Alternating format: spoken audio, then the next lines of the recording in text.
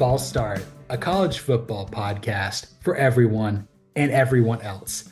I'm John Buhler, staff writer, fansided.com.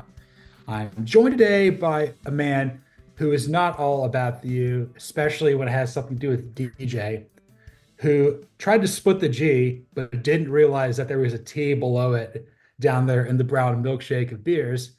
The NC State podcast at one time was the Georgia Tech podcast. Cody Williams, content director, fansided.com. How the hell are you?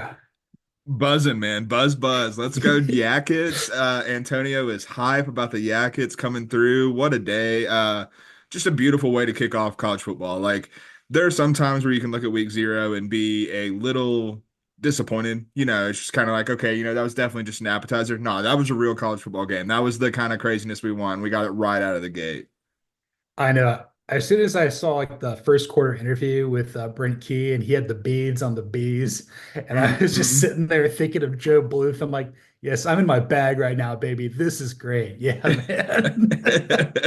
It's good stuff, man. Britt Key, what a legend. What a legend. Got to be my team at some point, but or not. But yes, we've false started a little bit. We are going to introduce a new thing we're going to do during football season. It's going to be 3 yards and a cloud of punt, which is a play on 3 yards and a cloud of dust. Also, Mhm. us making fun of Iowa, and we're going to do this. We're going to do this Marty Ball style. So run, run, pass, punt, just like Marty Schottenheimer did running his offense with the Browns, the Chiefs, and the Chargers. And that's why he got fired after going 14-2. Look, man, go honestly 14-2 when you're going run, run, pass, punt. That's impressive stuff. So, I can't hate on him. I can't hate on him too much.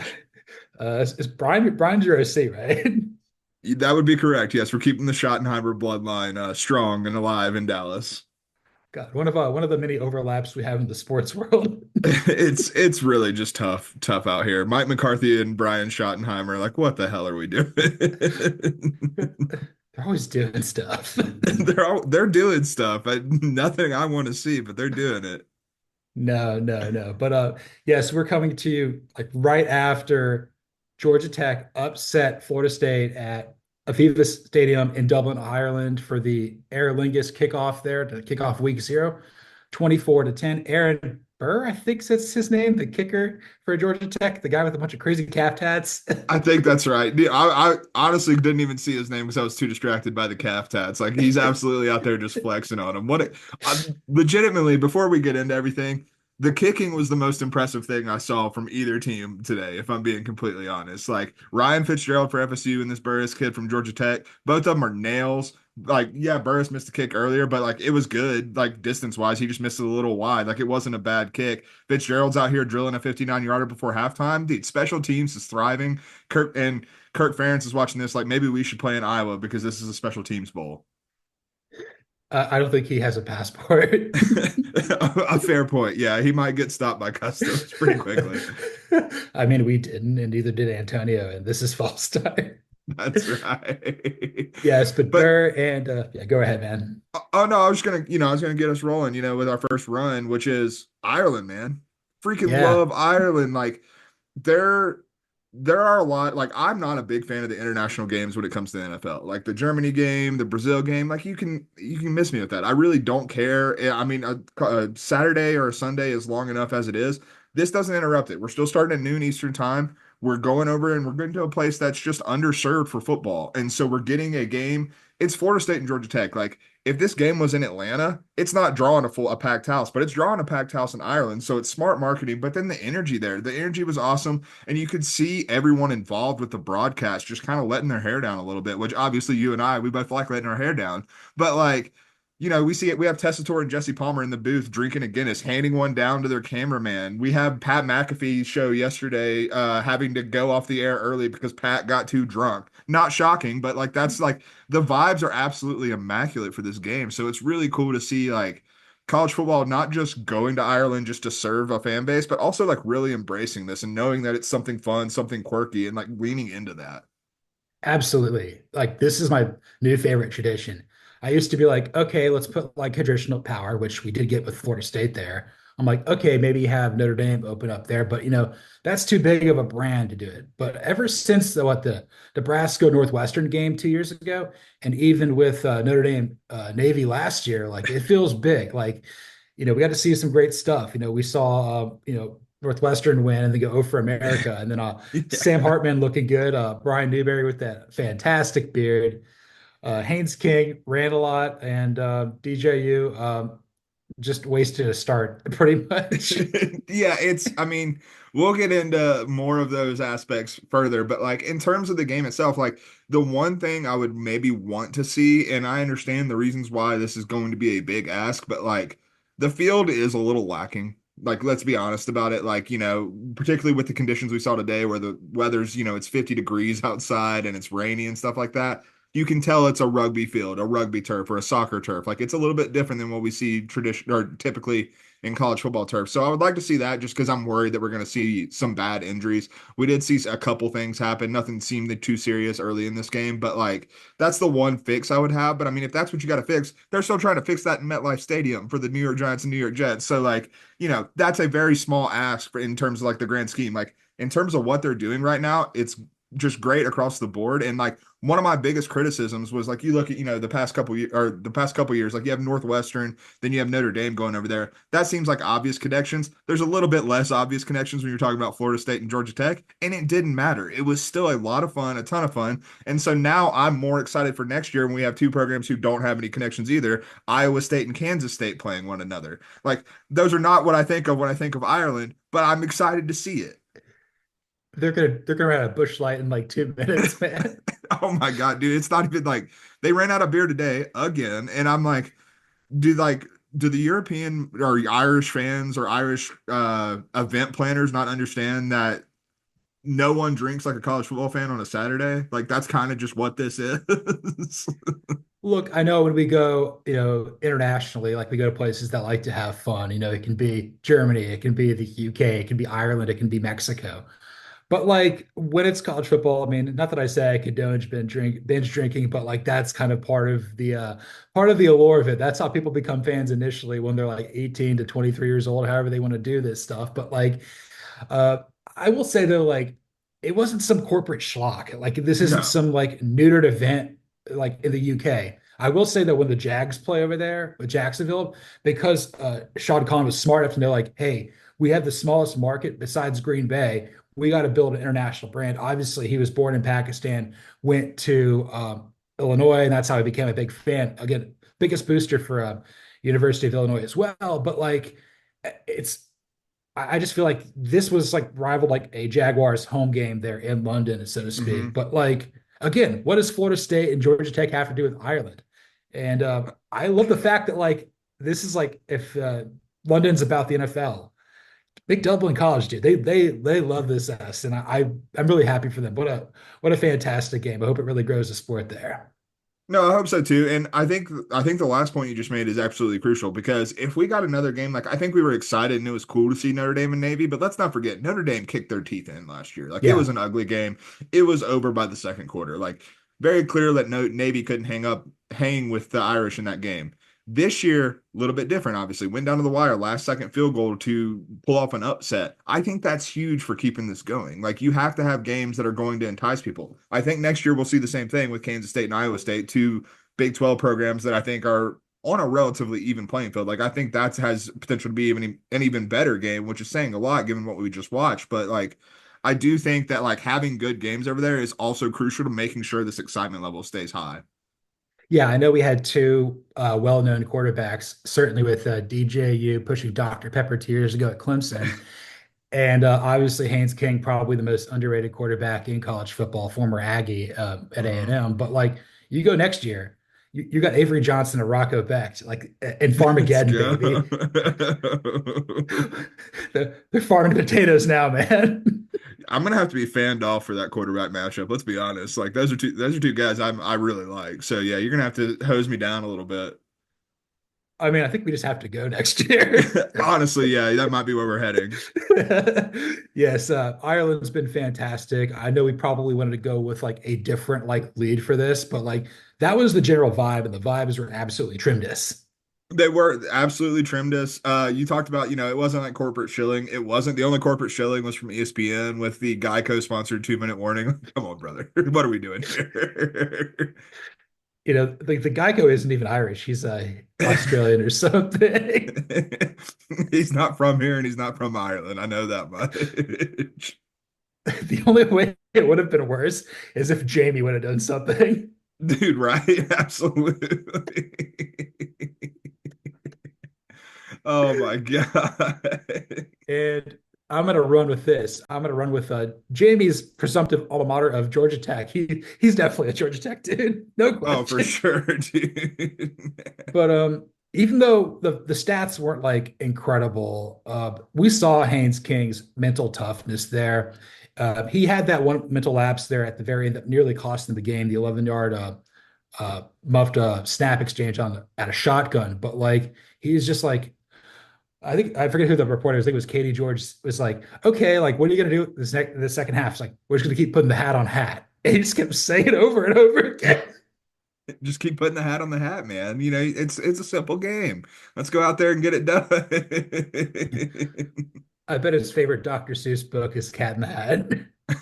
He just wrote over it and it says hat in the hat. Like we're just hat in the It's just, hat. it's just easier. It's like you don't have to be smart if you tell the truth. Amen, brother. You're not kidding. But no, this Georgia Tech team, very impressive. Haynes King, I mean, I watched him run amok against North Carolina last year. So, like, I knew Haynes King had some juice in him. But I think seeing it against this Florida State defense, who they lost a lot, but they were also one of the best defenses in the country a season ago. Like seeing them basically have the same amount of success as Florida State was against their defense, which was one of the worst in the country last year, tells me a lot about what Haynes King is about, what Brent Key is about, what the staff is about. For sure. And I mean, this is a rivalry game for both of our schools. I'm a Georgia fan, Cody's North Carolina. We got to play them later. And Hmm. although Georgia has had Georgia Tech's number, especially in Atlanta, since I could shave. Clearly don't do that anymore, but obviously they've been a thorn in your side for the last couple of years there. Hmm. I guess really the big takeaway I have is Red Key's got a hell of a staff. He's got two Yes. fantastic coordinators. I know he was a lineman, on Jeff Collins' staff, played for George O'Leary, teammates with Joe Hamilton, what probably my favorite college football player as a kid.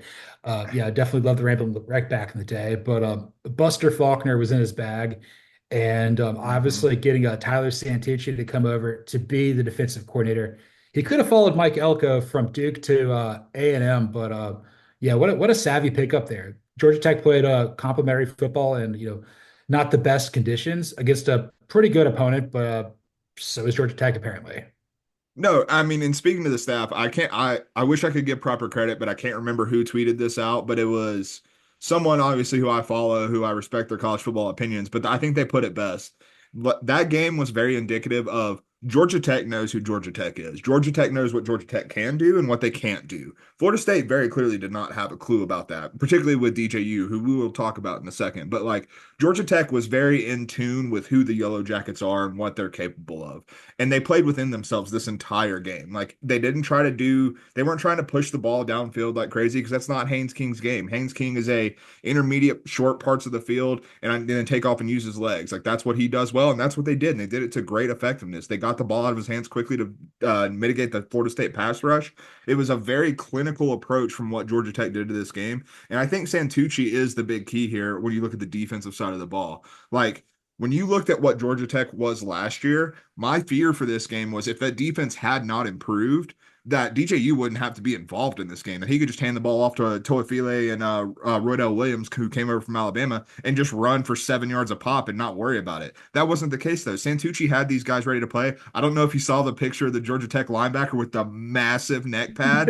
My God, what a legend. Get that guy on the show right now. We need to book him. But like, this was absolutely like, this Georgia Tech team was absolutely playing within themselves. And like in college football, I think we underrate how much knowing what your identity, how valuable that is to college football, because I think we see too many, like we get so enamored with like what could be, what might be, like what the potential of some of these guys are. But knowing what you are is so valuable in a sport that creates like just by nature creates so much volatility.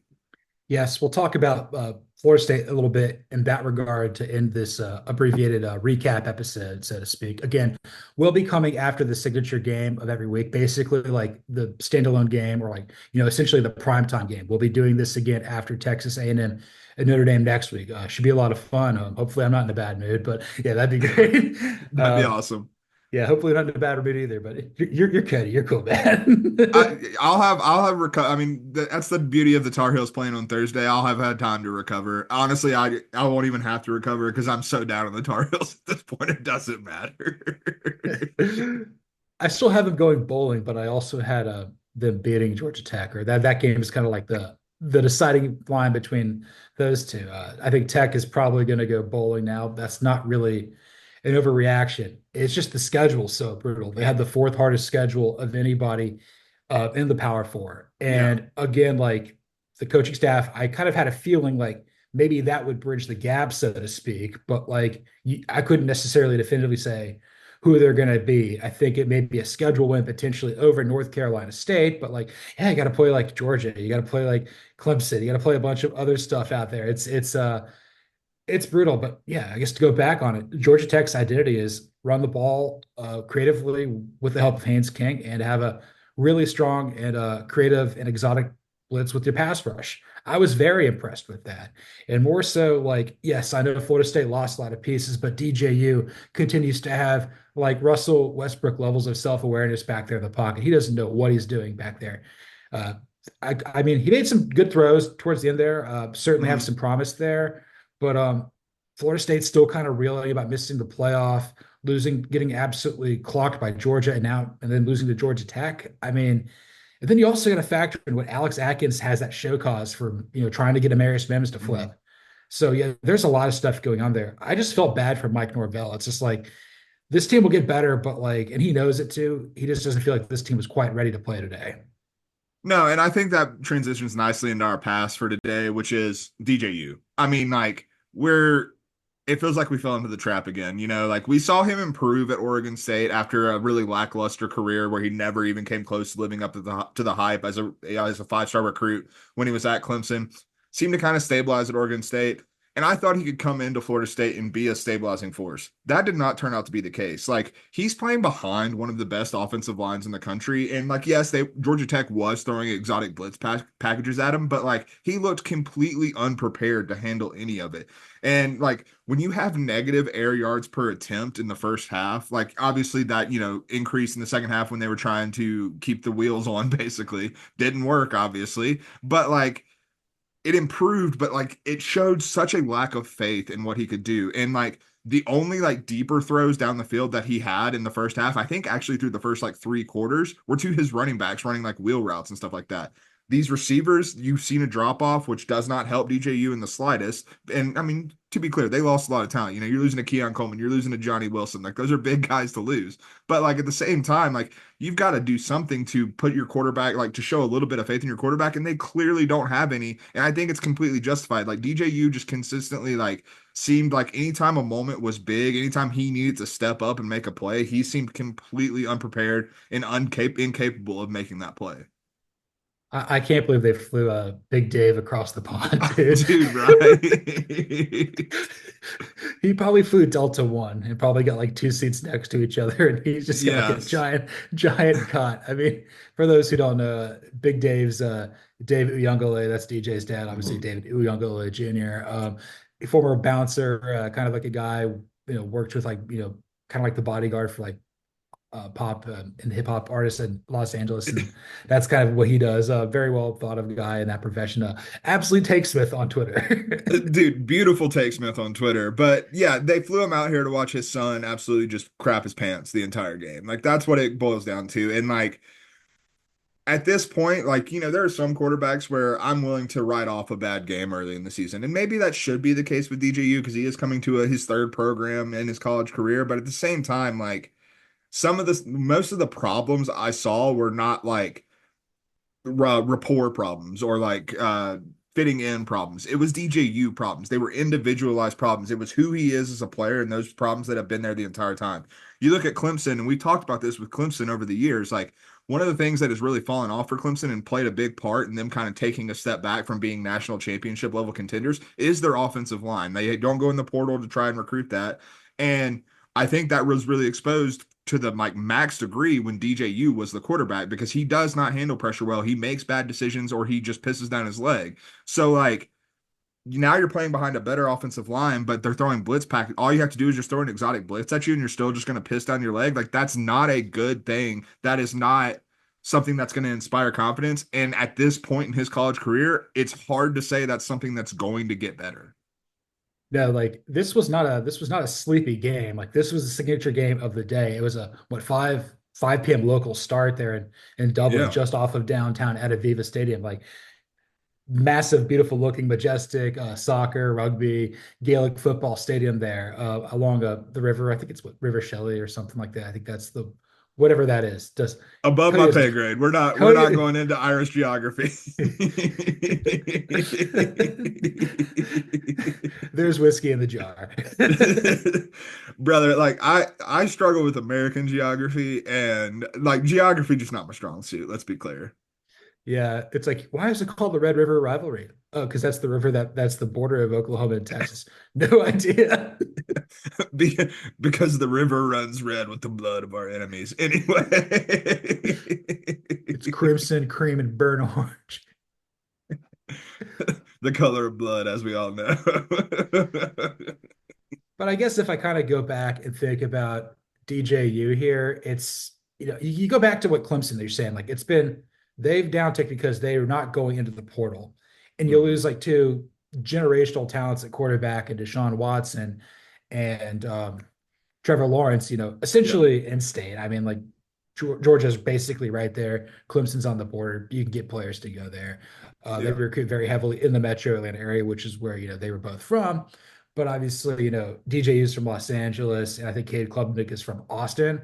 So Mhm. like, but then also offensive line's never really been their strength. It's always been defensive line for Clemson. Mhm. And I think with the retirement of Robbie Caldwell, their longtime offensive line coach, it's kind of pulled back. Like coaching attrition has killed Clemson. That's why we feel like they're like a 9-3 team. Mhm. And I feel bad for DJU. Like he looks the part, but it's like, you know, I don't know if he's the Joe Milton you have at home, but they're kind of one of the same. He's less talented than Joe Milton. Like, Joe Milton's just a loose cannon. Like, Joe Milton doesn't lack for confidence, which I feel like at this point DJU looks like he lacks for confidence. Like, that's honestly like what it looks like when he's out there. He looks like a broken shell of a quarterback. That's what he looks like to me, at least. And I'm not saying I'm the most well-trained eye, but like I think there's enough evidence to show that. But the other thing that I think this really brings to the table as you're talking about Clemson is it almost just further affirms my belief that the ACC is for sure only getting one team in the college football playoff, and that this league is not, there's not even a top heavy. It's like the second tier is just like, there's not even a first tier of teams. It's just all the teams in the second tier. Yeah, even though I had Georgia Tech going 5-7, they're still part of that second tier there. It's like Exactly. North Carolina's in that too, Louisville, and then it's just kind of like, okay, we'll see what happens here. It's going to be a lot of fun. I think the league is going to be very interesting, but we're going to get us out of here with a punt here. Let's not bury Florida State too bad right now. Hmm. This is a completely different team than a year ago. Yeah. What people have to understand is we're entering the third phase of Mike Norvell FSU football. The first phase was like, oh my gosh, I'm coming here from Memphis, which I made really good. I kind of took what like Justin Fuente was doing and sustained that, got to New Year's Six Bowl. Then I got to take over for whatever the hell Willie Taggart did and Jimbo left. Right. So I got to get guys in for the transfer portal because we've just become a sad bag of crap. Then you start winning with those players and you got to recruit. But those recruits, they're like sophomores and maybe like redshirt juniors or something like that. They haven't played a bunch. Like everybody Hmm. of note on FSU last year was a transfer. I mean, Jordan Travis initially played at Louisville. Jared Verse played at Albany. Keon Coleman played at Michigan State. Trey Benson at Oregon. Yeah, wow, I just pulled all that out. That was That was amazing. beautiful. That was well done. That was some Rain Man S right there. I loved it. Thanks, man. It means a lot. But the one thing I probably love about college football more than anything is like you're allowed to get better. Hmm. If Georgia or Clemson loses next week, that's not the end of the world for their seasons. They can go out there and like, okay, I lost to like either the number one team in the nation or a top 15 team. These things, it's not the end of the world. The committee will always allow you an opportunity to get better as the season progresses. I think Hmm. Ohio State in the initial playoff lost like Virginia Tech or didn't look good, and then eventually they won the whole thing as the 4 seed. So I think Norvell is a hell of a coach. He would have been the other guy to replace Nick Saban at Alabama, if not for Kalen DeBoer being Greg Burns kind of guy. But yeah, I feel that Florida State is in a bit of a transitional period right now. But more importantly, it goes back to what you said. They got to find an identity. What do you think that might be? So I think the identity is legitimately running the ball and defense. And I think the defensive portion of this is where I really buy into exactly what we're talking about here with teams getting better. Like we talk about what they lost on offense with Jordan Travis and all these guys, but I think offense, especially with Mike Norvell as your head coach, I think you can find your identity pretty quickly there. Like I'm not 100% worried about that. Even if I'm not like high on DJU, I still think they have enough talent in the backfield. They have one of the better, arguably the best offensive line in the ACC, maybe outside of Miami. Like it's 1A, 1B in that situation, but like they have a very good offensive line. This defense, that's where they really targeted in the transfer portal to bring a lot of these guys in to really try to refill some of like what they lost, particularly with like Jared Verse, particularly with Braden Fisk, guys like that up front. They brought back Patrick Payton. They kept him in Tallahassee. They brought in Marvin Jones Jr. from Georgia. They brought in a couple of interior defensive guys. But like when you think about that side of the ball, there's a lot that still has to coalesce there. There's a lot that still needs to come together. But I think their identity is almost going to be like what we thought of like early 2010s Alabama, where it's just we're going to ram the ball down your throat and then you're not going to be able to score on us. And I think like what we saw today is that they're not able to establish that identity yet because the defense hasn't quite gotten together yet. They haven't quite gelled the way that you really want them to. But I think eventually that's what we're going to see. And I think that's going to be effective. Yes, absolutely. I think what we saw today is like typically the Florida States and the Clemsons of the world can just lean on people and break them in the ACC just because of what they are. Florida State, all things equal, should be the best program in the ACC given their history, talent, where they're located, all that stuff. Clemson, again, should be really good too. But when Florida State's firing all cylinders, they can't quite get there. Obviously, Dabo Swinney not doing the transfer portal and has really sucked at getting his coaches. Obviously losing Tony Elliott, maybe he'll come back. Probably he Yeah. will. Shout out to Calandrio winning the starting job, dude. The Whoopsie Daisy King. Dude, Yeah. I'm high on Virginia again. Let's go. Let's yeet it down the field and not think twice about it. Right now I'm playing Ants Marching in my head. You can't hear it. It's in the phones right now. Bow, bow, bow, bow. You do realize we're gonna have to do that for just like Novocaine during the season at some point. Honestly, we should just do ants marching 6 times. Like forget DMB. We're doing ants marching. Yeah, we're gonna talk about that a little bit more on a Monday's show with everything with that. But I guess like the last question I kind of want to go out on Mhm. before we say all of our good things about what we're doing on YouTube and everything. I don't think you picked Georgia Tech to win this game. I didn't either. No. Uh, does this game, the impact of this game, change your perception of either team? Good, bad, or ugly? No, honestly, it really doesn't. I was lower on Florida State. Did not have. I don't think either of us had them in the ACC championship game. So, like, No. I think we thought Florida State was good but flawed, and I think we saw that. And like, part of that is early season bumps, but I think part of it is just Florida State is just not what they were a year ago. With Georgia Tech, I don't think that our record projections, like putting them in a fight for bowl eligibility, was ever an indictment of Georgia Tech, of Brent Key's team. I think it was more of you look at the schedule, and I think there's just going to be attrition. Like I think that's more what it boils down to. Like after playing the schedule they have and then finishing the season with like playing Georgia, like that's just not a tough or that's not an easy road for any college football team to navigate. So I honestly don't walk away thinking about any of these teams, either of these teams very differently. Like Georgia Tech has always been a giant killer, particularly under Brent Key. Like that's kind of what they do. They get up for these games, and we know that they have the talent and the wherewithal to give someone a fight, even if they don't get the upset, like they give them a fight. And so like I think we saw what both of these teams are, and I think we honestly I feel pretty vindicated on how we saw both these teams coming into the year. Yeah, this if I had stronger opinions about anything, it's probably Georgia Tech. I kind of feel Florida State's kind of somewhere in the 8-4, 10-2 range. Again, Hmm. this is kind of what happens. You don't have an identity. You got a really well coached team who knows exactly who they are in Georgia Tech. Hmm. And I think this is the first time Tech beat FSU since that missed field goal in or blocked Oh field yeah. goal in 15. I think that was the beginning of the end there for Jimbo in Tallahassee. And Hmm. yeah, but then and I was thinking about this. I guess with Georgia Tech, again, I'm more of an SEC guy. I think Hmm. a comparable for them is probably Kentucky, kind of with Mark Yeah. Stoops. I feel like well coached, you can get a lot of people. You've got an identity. Kentucky is, run the ball, great offensive line. That's and obviously defense, able to hold its own, not be overly dynamic, but play cohesive as a unit. Uh, Georgia Tech has a lot of that. I think the pass rush is better than their offensive line. Again, they're still dealing. I don't know how many more years it's going to be. They're still dealing with the fact that Paul Johnson ran a service Uh, academy offense and didn't yeah. recruit diddly poo. But I do feel with Georgia Tech though that like maybe they'll be what I think Boston College could be this year, like an 8-4 team. And again, like I'm not excited to play them of the year. I don't think you are either. This is No. no. Not at all. No. I'm not excited for North Carolina football playing anyone. Like they could be playing the high school down the street and I still wouldn't be excited for it. Like I cannot describe to you my levels of not like I'm excited for college football, but my team specifically, I would prefer they forfeit the season. Yes, I know. I will say though, we did lose track of Antonio a little bit. He found out that Jesse Palmer was on The Bachelor, and he's like, "Oh, birthday Jesse." Birthday Jesse. No, sorry, Yessie. I forgot it's Yes, Yessie. Yes, Yessie. and we may have to go here because he's causing a scene, for lack of a better word, with Tess right now because Antonio's biggest rival is his eventual replacement. That would be Rob Riggle with a holy moly. Yeah, we gotta break up a fight pretty quickly, or else it's gonna get real nasty out here. We might not be able to leave Ireland. No, we're not.